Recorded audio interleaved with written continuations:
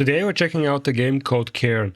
It's a slow, deliberate survival climbing game where patience and planning matter more than speed. It's also Steam Deck verified, but performance doesn't look very good. So today I'm going to be testing it on the Steam Deck OLED to see how it actually feels to play and whether those frame rate drops really affect the experience. Now in Cairn you play as Ava, an experienced climber attempting her most dangerous ascent yet, a massive mountain known as Kami. As you climb, the game slowly explores Ava's mindset and her need to keep pushing higher, while introducing a small cast of characters including Marco, who has a more relaxed attitude towards climbing, and it contrasts nicely with hers. Exploring side paths and caves let you uncover documents and supplies that expand the mountain's lore and the story of the game. I was surprised to find that a climbing game can have such an interesting and engaging story.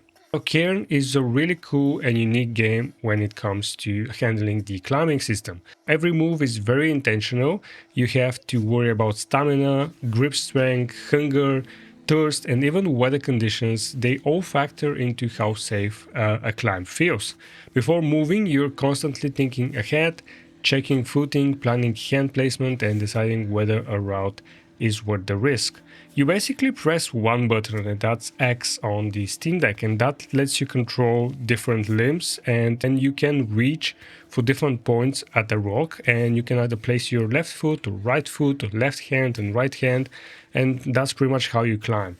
Learning how to read the rock face becomes incredibly satisfying because you have to sort of figure out where you can place your hand and if that placement will actually hold your weight. And spotting cracks, ledges, and positions that generally are low stress for your limbs turns climbing into a puzzle, and I often spend several minutes just studying the mountain before committing to a climb, and watching that planning pay off was actually really cool. Now, in terms of performance on the Steam Deck OLED, Cairn generally targets 30 FPS, but it doesn't always hold it. With settings on low, performance is fairly stable during actual climbing. However, looking out across large sections of the mountains can cause noticeable drops, sometimes in the high teens or low 20s. Thankfully, because Cairn is a very slow and methodical game, these dips don't really break the experience. I'm not saying it's nice playing at 20 FPS, but the game doesn't rely on fast reactions, so lower frame rates are more tolerable in this game than they would be in most other games. There isn't much we can really do to improve the frames. I think the best advice I can give you is to just turn off the FPS meter and don't worry about it.